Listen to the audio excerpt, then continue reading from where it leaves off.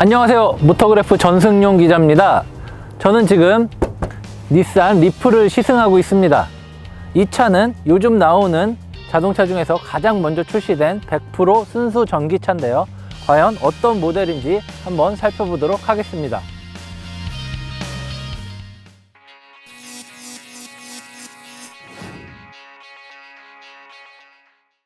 전기차라는 느낌이 딱 들죠. 일단 파란색으로 온 차를 다 둘러놨습니다. 딱 봐도 나 친환경이야, 나 전기차야 라는 이렇게 말하는 것 같은데요, 리프라는 이름 자체도 나뭇잎에서 따온 거예요.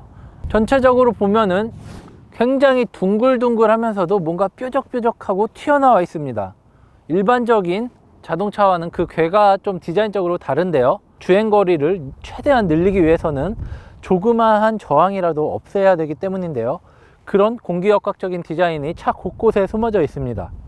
면이 굉장히 부드럽습니다. 곡선이죠. 둥글둥글합니다. 뾰족하게 나온 게 별로 없어요. 이런 판에는요, 여기도 이렇게 안에도 이렇게 모서리를 뾰족하게 주지 않고 다 부드럽게 처리를 했습니다. 공기가 부드럽게 넘어가라는 거죠. 헤드램프 보면은 이렇게 튀어나와 있어요. 이 위압감이 느껴지는 사이버 포뮬러에 장착돼도 될 만큼 굉장히 개성 있습니다. 하지만 이게 단순히 디자인만을 위한 게 아니라는 거죠. 바람이 이렇게 들어올 거 아니에요. 그러면 이 램프가 바람을 갈라주는 겁니다.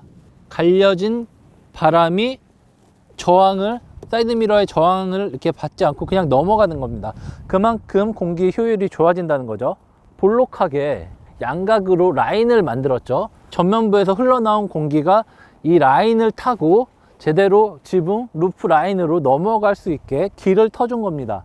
옆에도 이렇게 볼록하고 넓고 평평하게 하면서도 이렇게 라인을 제대로 주면서 공기 흐름을 최대한 의도적으로 빠져나갈 수 있게 만든 겁니다. 측면 뷰는 여기까지 보면은 그냥 일반 해치백하고 비슷하죠. 근데 엉덩이가 굉장히 튀어나왔습니다. 오리궁뎅인데요, 이 차의 크기는 현대차로 따지면은 i30와 아반떼 중간 정도예요. 한 4450mm 정도 되는데요, 근데 휠 베이스는 아반떼와 똑같이 2700이나 됩니다. 전면부 오버행은 그렇게 디자인을 위해서 급하게 깎진 않았어요. 꽤 길어요. 후면부는 꽤 짧습니다. 공간을 넓게 하면서도 그런 배터리나 이런 추가적인 부품을 넣을 공간을 마련하기 위해서 휠 베이스를 넓힌 겁니다. 타이어 같은 경우는 조금 의외예요. 미쉐린에서 만든 그린이라고 써있죠. 친환경 타이어인데요, 타이어의 재원이 꽤 스포티합니다. 트레드가 215로 꽤 두꺼워요.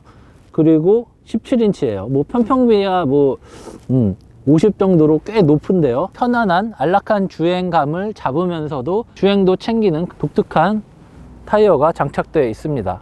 뒤태는 일반적인 모델과는 다르게 좀 기괴한 느낌도 들긴 하는데요, 전기차라면 뭔가 새로운 시도도 괜찮은 것 같아요. 테일램프 라인이 전면부보다 더 휘황찬란해요. 굉장히 길게 쭉 뻗으면서도 자리를 마련한 듯이 이게 다 움푹 패여 있어요. 이것 역시도 공기역학적인 디자인을 고려한 겁니다. 보통 이렇게 공기가 흘러나오면은 이 리어 스포일러를 통해서 이렇게 와류가 생기잖아요. 와류가 생기는데 단순히 리어 스포일러만으로 그런 와류를 최대한 뒤로 밀은 게 아니라 측면에서 생기는 와류까지 이 스포일러 역할을 하는 테일램프를 통해서 좀 더 멀리, 자꾸 얘가 잡아 당기거든요. 이렇게 공기가 오면서 잡아 당기는데 그 잡아 당기는 거를 최대한 멀리서 당겨서 공기 저항을 최대한 덜 받게 한 겁니다. 그리고 밑에 보면은 이렇게 샤크 안테나를 뒤집어 놓은 것처럼 볼록 튀어나오게 공기 통로가 있죠. 전체적으로 일관성 있게 공기역학적 디자인을 대거 적용을 한 겁니다. 진짜 세심하게 군데군데 신경을 참 많이 썼네요. 여기 보시면은 이 태양열을 저장할 수 있는 패널이 있죠. 한국 닛산에 따르면은 이거는 그 자동차 주행과 관련된 배터리 충전을 하는 건 아니고요, 실내에서 사용되는 USB나 12V 그런 작은 그 전자기계들을 사용할 수 있는 에너지로 이렇게 저장됐다가 쓰인다고 합니다. 트렁크는 꽤 크지만 이 차의 구조상 그렇게 많은 짐을 넣을 수는 없는 것 같습니다. 근데 요만큼은 꽤 이렇게 독립적으로 공간이 있어요. 가정용 소형 전압 조정기와 이 충전 케이블이 있습니다. 이거는 집에서 충전할 때 사용하라고 이렇게 비치해 놓은 것 같은데요. 사용 방법은 이 코드를 가정용 그 콘센트에 꽂은 다음에 충전 케이블에 요 코드가 톡톡하게 있잖아요. 꼽고 차 앞에 충전하는 케이블이 있는데요. 거기에 꽂아주면 충전이 됩니다. 이런 거는 일반 가정에서 충전하는 거기 때문에 시간이 꽤 오래 걸려요. 240V를 쓰는 걸로 알고 있는데요. 완전 급속 30분 만에 충전이 되는 완전 급속은 아니고 일반 한 240V짜리 그런 완속 충전기인데요. 보면은 뭐 가정용으로 쓰는 구멍과 같습니다. 정상적으로 하면은 뭐 충전소는 어디 있니, 충전은 몇 시간 걸리니, 막 여러 가지 테스트를 해봐야 되는데 오늘은 좀 기술적인 요건에서 설명하는 거에 만족을 하고 다음에는 정식으로 좀 장기간 빌려갖고 다양한 테스트를 해보도록 하겠습니다. 충전을 할 때는 꼭 시동을 끄고 해야 됩니다. 이 버튼을 누르면요 구멍이 열립니다. 여기 보면요 구멍이 두 개가 있어요. 이거는 완속 충전기예요. 느리게 충전하는 거는 이 구멍에 끼면 됩니다. 이렇게 맞춰서 이렇게 꽂으면 되는 거죠. 그리고 이거는 급속 충전을 위한 그런 구멍이에요. 급속 충전 같은 경우는 전용 충전기가 있어야 되는데요. 전용 충전기로 급속으로 충전할 경우 30분이면은 배터리가 몽땅 충전이 된다고 합니다. 굉장히 빠른 속도죠. 이 충전 방식이 현재 전기차에는 세 가지가 있어요. 이 리프가 하는 DC 차데모 방식이 있고요. DC 콤보라는 게 있어요. 그리고 AC 3상 충전 방식이 있습니다. 유럽과 일본과 미국이 세계 자동차 강국이라는 세 곳에서 서로 다른 충전 그 기술을 사용하고 있기 때문에 이게 통합이 되지 않으면은 뭐 같은 충전기에 서로 다른 충전 시스템이 있어야 된다는 거잖아요. 일단 충전 방식을 한 가지로 국제적 규격에 맞춰서 이렇게 통합하는 것도 더 중요한 문제인 것 같습니다. 여기에는 80kW짜리 모터가 있어요. 그리고 인버터도 있고요. 전기차 같은 경우는 배터리에서 모터로 오는 거는 직류가 와요. 인버터를 통해서 배터리에서 오는 직류를 교류로 바꿔서 모터를 돌리는 겁니다. 또 회생제동을 할 때 모터에서 이렇게 발생하는 에너지는 교류로 나오잖아요. 그건 직류가 돼서 배터리에 저장이 되는 겁니다. 이런 다양한 복잡한 과정이 있어요. 뒷좌석에 앉았습니다. 조금 좁네요. 앞좌석과 시트 포지션을 비교해 봤을 때 상당히 위로 올라와 있습니다. 왜냐면은 밑에 바닥에 배터리가 있기 때문이에요. 배터리가 있기 때문에 어쩔 수 없이 이 위치가 올라올 수밖에 없어요. 원래도 보통 차는 뒷좌석은 조금 더 높아요, 앞좌석보다. 근데 이 차 같은 경우는 배터리 때문에 조금 더 높은 거죠. 막 답니다. 시트 포지션이 좀 높아서 좀 불편한 거지 앉은 느낌은 그렇게 나쁘지 않습니다. 턱이 이렇게 꽤 많이 올라와 있어요. 아무래도 그 모터와 배터리를 이어주는 여러 가지 장치가 있기 때문에 이런 센터 터널에 밑에 하부의 터널에 이렇게 툭 올라와 있는 것 같습니다. 여기 보면은 뒷좌석 열선이 여기 있다는 거죠. 양쪽 다 따뜻해집니다. 근데 뒷좌석의 꾸밈은 너무 아쉽네요. 최대한 어느 정도 갖출 건 갖춰줘야지 사람들이 전기차구나, 새로운 차구나 라는 느낌이 조금 더 잘 들 것 같은데요. 이 차는 좀 그런 부분에서는 좀 취약한 것 같습니다. 뒷좌석을 폴딩을 했는데 참 서운합니다. 이런 마감이나 이런 공간 활용이나 뭐 구조상 어쩔 수 없다고 자꾸 이렇게 핑계를 대봐도 뭔가 새로움을 기대했다면은 그런 거는 별로 느껴지지 않아요. 아쉽기도요. 계기판이 두 개로 나뉘어서 뭐 이런 특색이 있고 이런 것도 뭐 닛산의 디자인을 조금 최대한 가져다 쓴 것도 있어요. 그리고 뭐 이렇게 파란색으로 넣고 뭐 라인도 넣고 되게 굉장히 독특한 기어노브까지 만들어 놓고 했지만 전체적인 느낌은 되게 전기차는 꼭 이렇게 싸야 하나, 저렴해 보여야 하나 라는 아쉬움이 듭니다. 특색이 있을 뿐 그렇게 인상적이진 않습니다. 기어 노브가 있죠.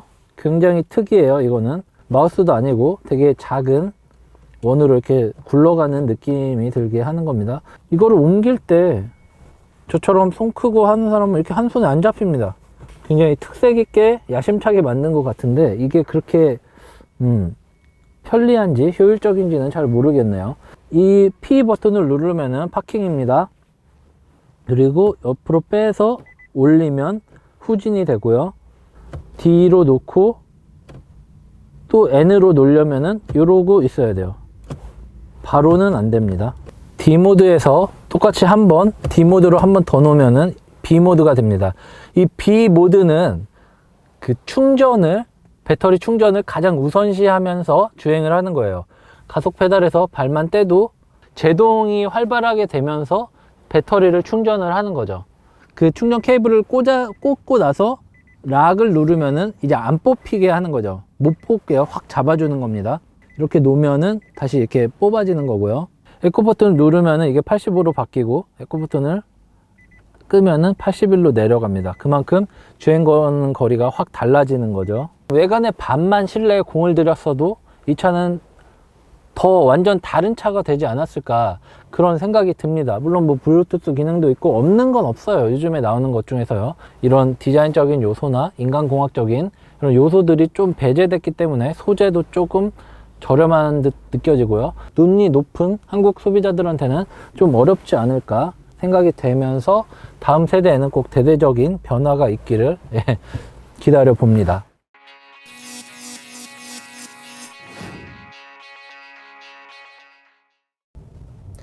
상당히 조용하네요.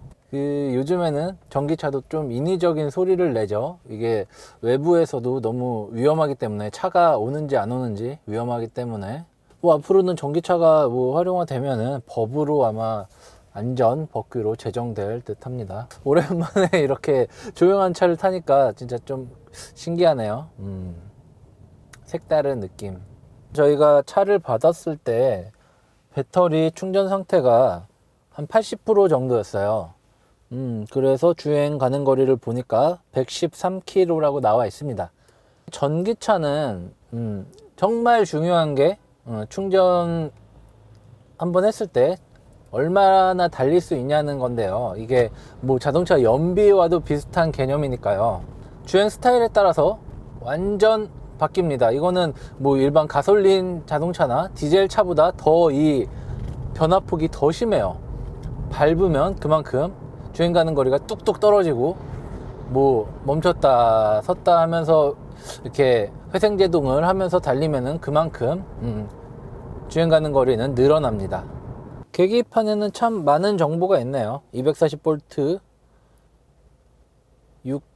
6kW로 충전하면은 2시간이 걸리고 뭐 240V 3kW로 하면 3시간이 걸리고 120V로 하면은 5시간이 걸린다고 합니다.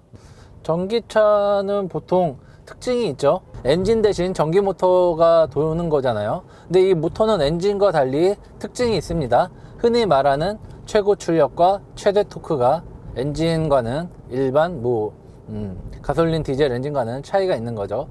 출발하자마자 최대 토크가 발생한다는 겁니다.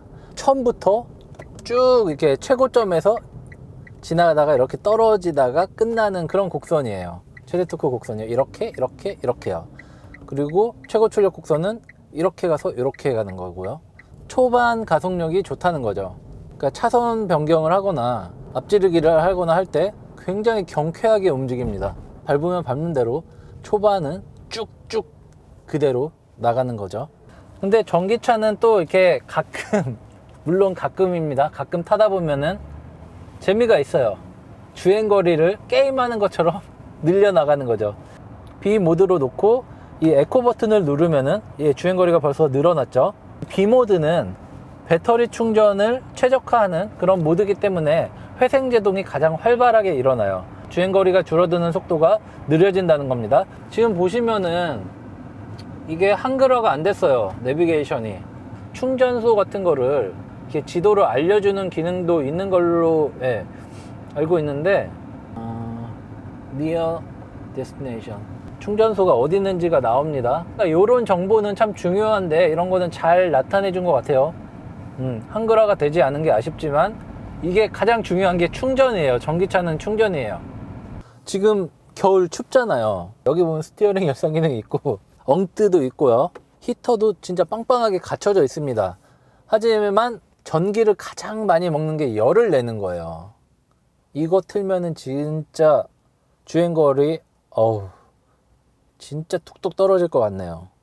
일단 올 때 충분하게 반납하는 거리까지 감안을 해서 한번 열선 이런 거 틀면서 한번 어느 정도 이렇게 떨어지나 한번 살펴보도록 하겠습니다. 네, 지금 고속으로 좀 달려보고 있어요. 90km 정도로 계속 크루징하게 달리고 있는데요. 주행거리가 생각보다 그렇게 급격히 떨어지진 않네요. 모터의 여력이 충분히 되는 것 같습니다. 이 차의 최고 속도는 한 140 정도밖에 안 되는 걸로 알고 있는데요.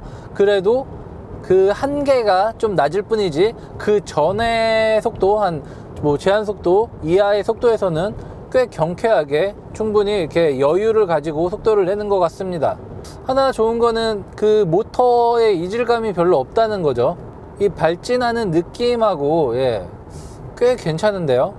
주행하는 느낌이 일반 가솔린 모델과 거의 비슷합니다. 보통 전기차는 좀 가속 페달 밟는 느낌도 약간 맹탕이고 쑥 들어갔다가 진짜 기계를 조작하는 듯한 느낌이 들거든요. 하지만 이 차는 진짜로 가솔린 차를 운전하는 것처럼 엔진 대신 모터가 움직일 뿐이지 주행감은 거의 비슷합니다. 다만 저속에서 이 모터에 그 미미한 하는 이런 특유의 데시벨이 있죠. 그런 것을 보면은 확실히 전기차라는 게 느껴지기도 하고요. 대부분의 전기차가 그러겠지만 그 배터리가 차체 아래에 이렇게 딱 깔려 있기 때문에 무게중심이 그만큼 낮다는 거죠. 게다가 배터리가 꽤 무겁잖아요. 근데 지금 보면은 시트 아래쪽에 이렇게 시트 아래 부분으로 이렇게 쫙 깔려 있어요. 바닥으로 평평하게요. 단순히 무게중심만 낮은 게 아니라 가운데 차체 중앙과도 가깝다는 거죠. 휠베이스 중앙과도 가깝다는 거죠.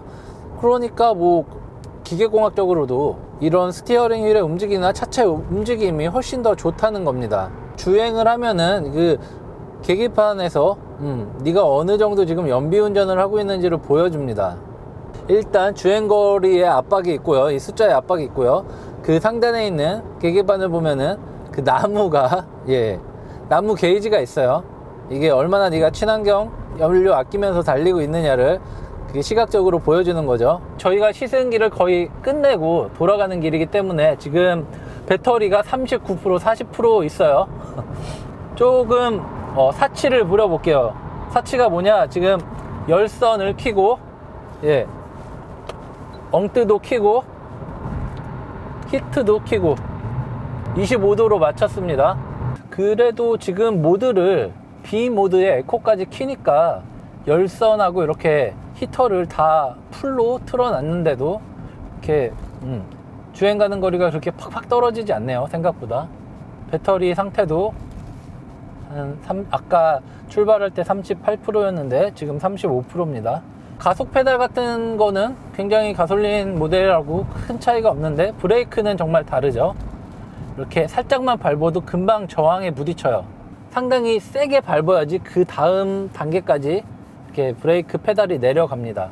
조금 밟았을 때부터 회생 제동 시스템이 작동될 수 있도록 그 담력을 초반에 잠깐 얇게 밟힌 다음에 그 다음에 담력을 몰아갖고 쭉 밟는 동안에 계속 회생 제동이 쭉 되는 겁니다. 배터리 충전에 유리한 거죠. 지금까지 보면은 닛산 리프와 BMW i3가 전기차에서는 한 획을 그은 모델이라고 볼 수 있는데요.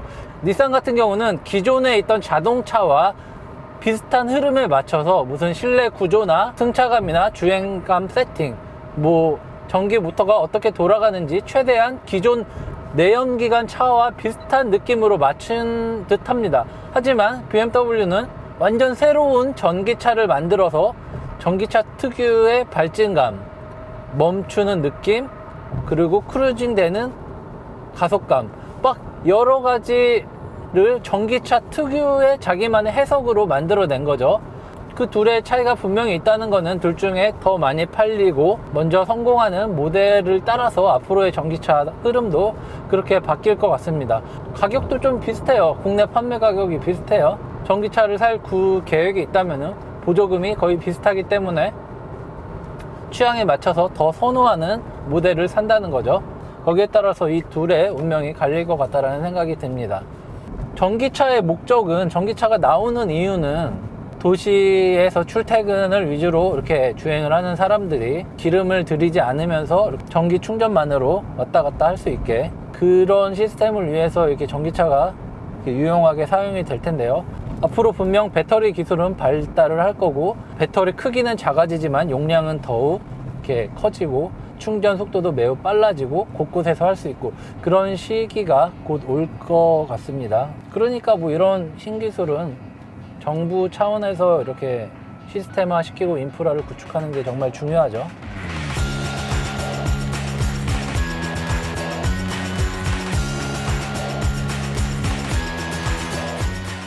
네, 지금까지 닛산 리프를 시승해 봤습니다.